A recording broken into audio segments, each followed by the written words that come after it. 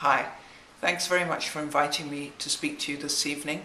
I wanted to talk for a few minutes about an issue we discussed last year and I know remains very much at the top of your agenda as it is the top of mine, and that's domestic violence.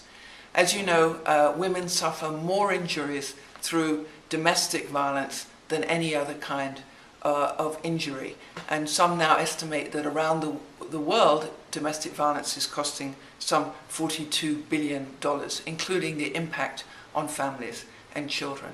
So we need to take this seriously and we need to scale up our work. The World Bank Family Network has already played a pivotal role in helping us improve our services. In 2000, you helped set up the Domestic Violence Abuse Hotline, and we've continued to staff that to monitor and try and improve our services. But we need to go further. And I think now, with technology, we have an opportunity to really scale up our work. In January, the Latin America and Caribbean region held a fascinating hackathon on domestic violence throughout Central America, talking to support groups, talking to caregivers, talking to women, talking to families about the toll that domestic violence takes, but also how we could help scale up prevention. And one of the issues they came up with were a series of applications for cell phones to help women access the services they need.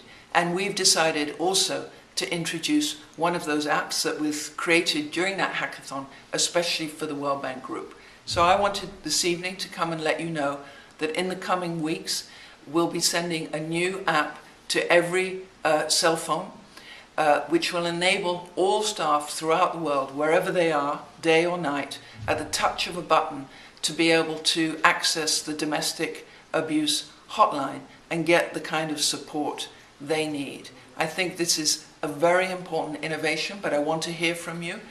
Does it work? Is it the right thing? We will be doing it in multiple languages. Is there something more you need? And this is important because I think it represents a new beginning of trying to mainstream our approach and our awareness of the cost of domestic violence for all of us, and for us as a workplace, as a community where we care and look after each other.